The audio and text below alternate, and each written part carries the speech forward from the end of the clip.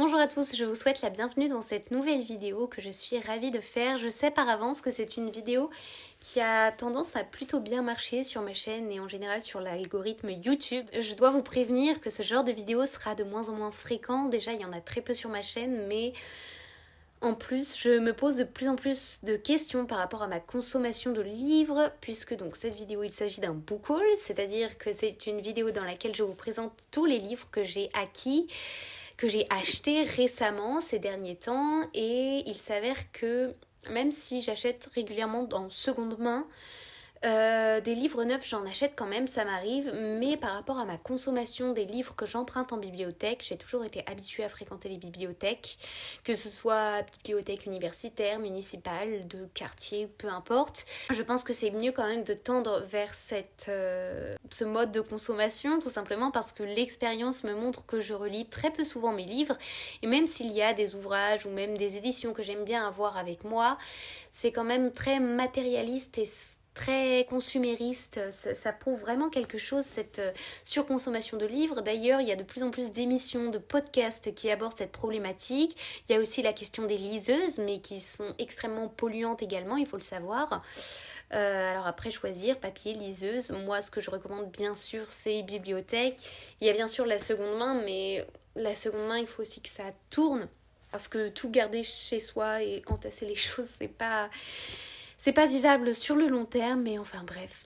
Aujourd'hui, c'est un book haul. J'espère peut-être, je ne sais pas, sans doute le dernier de l'année 2025, on ne sait pas. Nous sommes en février quand même. Mais donc ici, dans ce book haul, il s'agit de mes cadeaux de Noël et mes cadeaux d'anniversaire, puisque la semaine dernière, j'ai fêté mes 21 ans. Alors, je ne suis pas là pour vous dire oui, j'ai eu ça, j'ai eu ça. Ce sont des choses que j'ai demandées et qui me faisaient extrêmement plaisir. Donc c'est parti, je vais vous montrer tout ça. Dans cette sélection, il y a 3 ouvrages graphiques. Et bon, alors il y en a un que je vous ai déjà montré.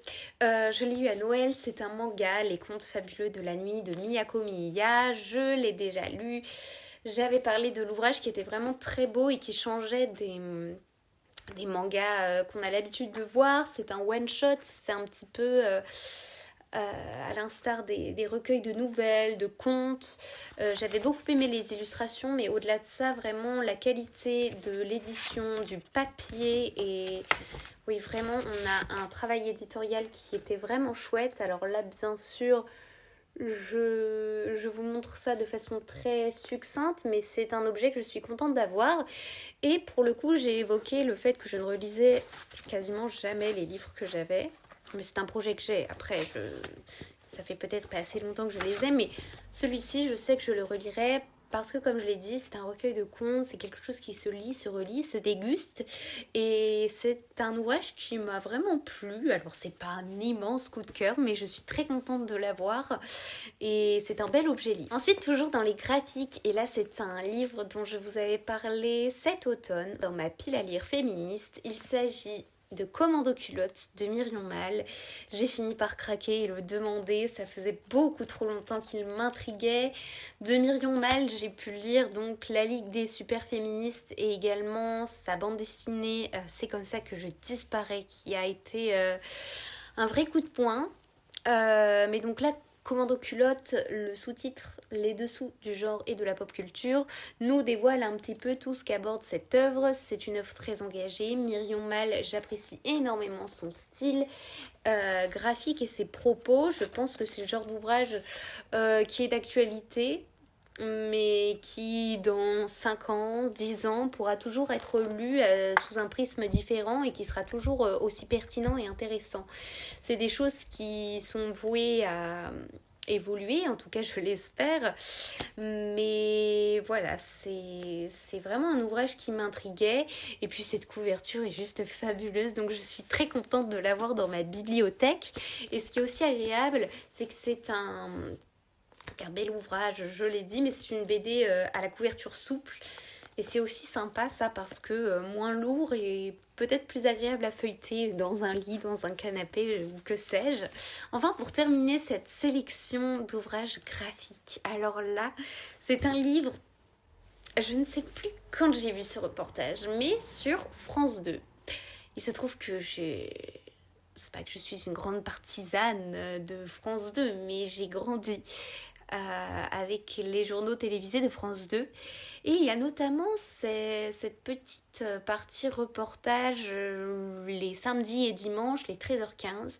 Et il y en a un fin 2024 qui était consacré à Zola, ou plus précisément à Alexandrine Zola. Alexandrine Zola, c'est donc l'épouse d'Émile Zola. C'est un auteur que j'adore, pour lequel j'avais consacré une vidéo entière. Mais alors ce reportage m'a complètement bouleversée. J'ai découvert de multiples choses sur la vie des Zola, sur Zola lui-même et bien sûr sur son épouse, qui a joué un rôle clé, qui est juste extrêmement inspirante. Alors moi je savais juste qu'elle s'appelait Alexandrine et que son mari l'avait trompée. Vraiment le reportage abordait la chose tellement bien. Dans ce genre de reportage on suit un peu une reconstitution avec une voix narrative qui nous conte tous les événements. Donc on va vraiment de la rencontre de Zola à toutes ses fréquentations avec tous ses contemporains, notamment les peintres qui l'ont entouré, les photographes, etc. Donc sa rencontre avec Alexandrine jusqu'à bien sûr l'affaire Dreyfus et la fin tragique, la mort de Zola, et quelle est la place de son épouse pendant tout ça. Et justement en parallèle du récit narré et de la reconstitution, on suit différents spécialistes, différents experts d'Émile Zola, et parmi ces experts il y avait une dame dont je vous afficherai le nom, qui a écrit une biographie sur Alexandrine Zola, donc exclusivement consacrée à Alexandrine. Et il y avait aussi une jeune illustratrice, je crois qu'elle a illustré, enfin maintenant j'ai un doute, mais une jeune femme qui avait contribué à cette BD qui s'appelle Les Zola, que j'ai décidé de m'offrir pour mon anniversaire, enfin de m'offrir, on me l'a offert, de me faire offrir, car vraiment j'avais adoré les propos de cette femme. Ce qui était dévoilé dans le reportage était vraiment très intriguant pour moi qui suis vraiment passionnée de l'auteur et de sa vie, également de ce siècle, parce que son œuvre a la particularité de décrire et de dépeindre tout ce qu'il a pu voir et tout ce qu'il y avait à dénoncer au 19e siècle, mais c'est aussi intéressant de le voir du point de vue de l'auteur qui l'a vécu. Et voilà, cette BD m'intriguait. Le style d'illustration change beaucoup de ce que j'ai l'habitude de fréquenter. Peut-être que je vous mettrai des inserts d'images. C'est un couple qui me fascine, comme beaucoup. Mais j'ai vraiment très très hâte. C'est un bel ouvrage. Je suis ravie, et étant une lectrice passionnée de Zola et étant une personne avec des valeurs féministes, il était essentiel pour moi de me pencher sur la vie de sa muse, de sa femme et de celle qui l'a soutenue et épaulée pendant toutes ces années. Je ne l'ai pas encore lu, mais ce sera l'une de mes prochaines lectures, c'est certain. Je suis extrêmement contente de l'avoir. Maintenant, nous continuons dans les ouvrages un peu plus, enfin pas classiques, mais en tout cas dans les romans. Peut-être qu'avant je vais vous montrer ça. Ici, ce n'est pas un roman, mais j'ai demandé à avoir la correspondance de Marina Tsvetaeva et de Boris Pasternak. Pourquoi ? C'est parce que je voue maintenant tout un culte à Marina Tsvetaeva. C'est une autrice dont j'ai envie de découvrir tous les écrits, c'est certain, mais tout ce qu'elle a dû traverser, les combats, la biographie, c'est quelqu'un qui m'intéresse beaucoup, notamment les années dans lesquelles elle a vécu, le pays dans lequel elle a vécu, ce qu'elle a dû fuir, ce qu'elle a dû combattre. Et donc cette correspondance, elle prend place entre 1922 et 1936. Et donc, c'est une correspondance amoureuse.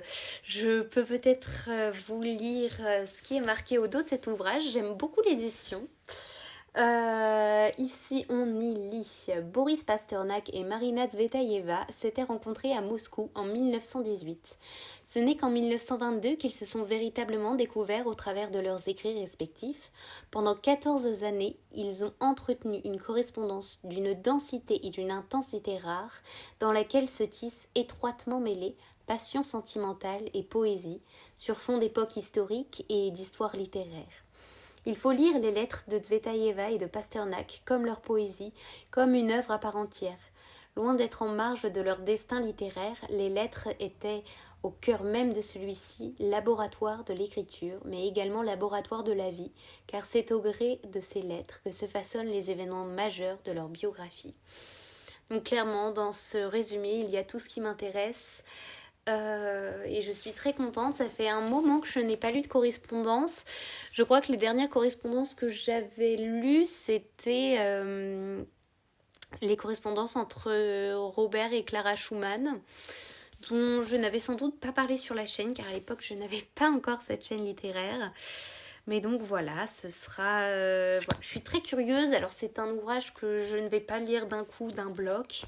Je grignoterai quelques petites lettres petit à petit. Elle se fera sur le long terme, mais c'est une correspondance que j'ai hâte de découvrir. Dans les ouvrages qui prennent également un peu une forme différente que celle du roman, il y a cet ouvrage qui est dans une édition magnifique que... En fait, ça fait longtemps que je le cherchais, je ne l'ai jamais trouvé, donc j'ai demandé à me le faire offrir. Il a été commandé en librairie et je l'ai maintenant dans mes mains. Et je peux vous dire qu'il est très agréable à feuilleter. L'édition est très belle, j'adore cet objet. Il s'agit de Que les étoiles contemplent mes larmes de Marie Shelley. Il est sous-titré comme étant un journal d'affliction. Effectivement, on a vraiment cette forme de journal. Je ne sais plus où j'en avais entendu parler, mais j'en ai extrêmement entendu parler. De Marie Shelley, j'ai simplement lu Frankenstein, qui est sans doute son œuvre la plus connue, en tout cas la plus plébiscitée. Moi, j'ai très envie, voilà, de découvrir ce journal d'affliction. Alors, qu'est-ce qu'on entend d'ailleurs par affliction? Est-ce qu'elle y écrit... Qu'est-ce qu'elle y écrit? Justement, je suis particulièrement curieuse. Est-ce qu'il s'agit vraiment d'autobiographie ou davantage d'un petit journal d'écriture? Est-ce qu'elle y parle de ses projets, de sa poésie? Je ne sais pas. Je ne sais pas du tout, mais je suis particulièrement curieuse. J'ai dit que je ne savais plus où j'en avais entendu parler, mais je me demande si ce n'est pas la chaîne d'Adoria qui en avait parlé. En tout cas, j'en avais entendu beaucoup de bien, et ne serait-ce que pour l'édition, ma curiosité et le personnage de Marie Shelley, je me devais de l'avoir en ma possession. Vraiment très très bel ouvrage. Je pense qu'on peut quand même faire ce petit close-up. Le violet est très très joli, vraiment. L'importance des couvertures n'est pas négligeable ici. Ensuite, toujours influencée par les booktubeuses que je suis Eve Antonoff, anciennement Galatée. Vous le savez, j'en parle assez régulièrement. Elle a la particularité de faire actuellement une thèse sur les femmes appartenant au mouvement du décadentisme. Et elle fait notamment, très souvent, référence à Rachilde.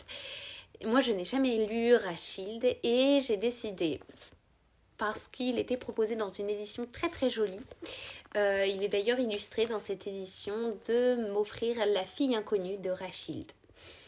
Voilà.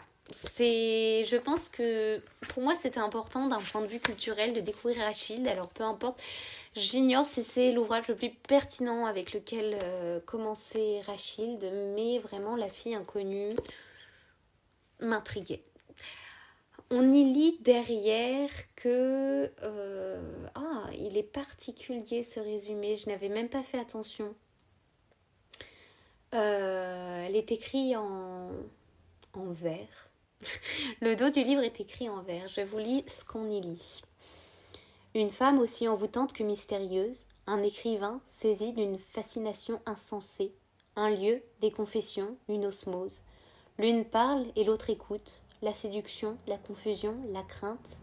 L'une dissimule le vrai et l'autre est prête à tout pour lever le voile de mystère. Un secret, un dénouement, puis la vérité. Mais laquelle ? Autrice emblématique du XXe siècle et fondatrice du Mercure de France, où elle a découvert Alfred Jarry, Rachilde s'est imposée dans le paysage éditorial français par ses textes provocateurs et sa personnalité extravagante. Elle s'est amusée à jouer avec les désirs et les perversions et à semer le doute dans l'esprit de ses lecteurs. Malgré les scandales et les moqueries, la qualité de ses écrits lui a permis de s'imposer comme une figure reconnue du monde littéraire. Après une vie passée à bouleverser les mœurs sociales et à entremêler les identités, elle dévoilait en 1938 La fille inconnue, un de ses romans les plus singuliers, mystérieux et déroutants. Jusqu'à présent introuvable, vous tenez entre vos mains la seule réédition existante. Fabuleux! Mais c'est vrai que la plupart des œuvres de Rachilde, je les avais téléchargées en e-book puisqu'elles étaient gratuites et introuvables sinon dans d'autres ouvrages. Donc je suis particulièrement contente de compter cette édition, en plus illustrée, dans ma bibliothèque. Pour terminer cette présentation et ce petit book haul, je me suis fait offrir alors 2 livres, là cette fois-ci au format poche. Tout d'abord, nous avons Les Vaisseaux du cœur de Benoît Groult. J'en ai entendu parler plusieurs fois, alors certains ont été déçus, mais d'autres le décrivent comme la plus belle histoire d'amour, leur roman préféré, et j'étais très intriguée par le synopsis, par aussi cette couverture, et voilà, les histoires d'amour ont le don de m'intriguer, et parfois, quand elles fonctionnent, de m'émerveiller, alors j'étais vraiment très très curieuse. On n'y lit pas de résumé, il n'y a que des avis là derrière, donc je vais peut-être pas vous les lire. Mais j'en ai entendu parler, il faudrait que je retrouve la chaîne sur laquelle j'en ai entendu parler pour vous mettre un lien ou quelque chose, parce que là, je ne peux absolument rien vous dire sur l'œuvre, mis à part qu'il s'agit, en tout cas, ce qui s'apparente à une histoire d'amour ou de...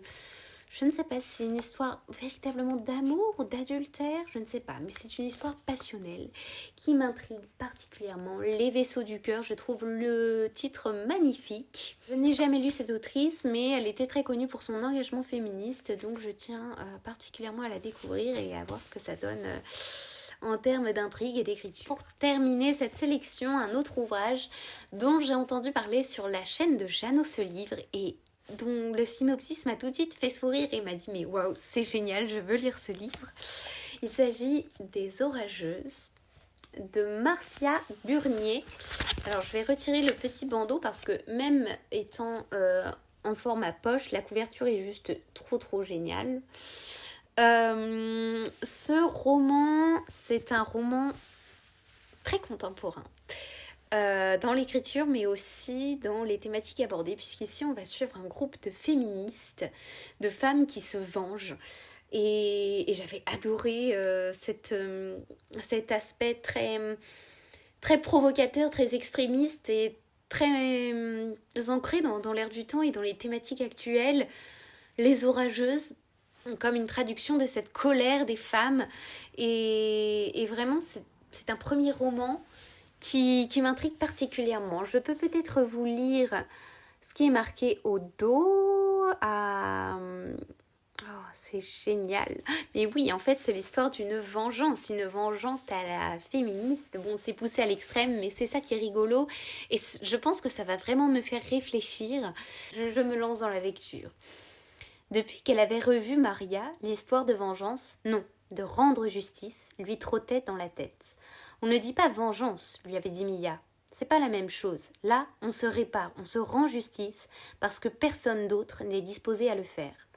Lucie n'avait pas été très convaincue par le choix de mots, mais ça ne changeait pas grand-chose. En écoutant ces récits sur son bureau, son cœur s'emballe. Elle aurait envie de crier, de diffuser à toute heure dans le pays un message qui dirait « On vous retrouvera ». Chacun d'entre vous, on sonnera à vos portes, on viendra à votre travail, chez vos parents, même des années après, même lorsque vous nous aurez oubliés, on sera là et on vous détruira. Ah ah! Très... Bon, je peux pas parler d'avant-gardisme parce que c'est vraiment quelque chose qui est marqué dans notre génération, dans notre temps présent.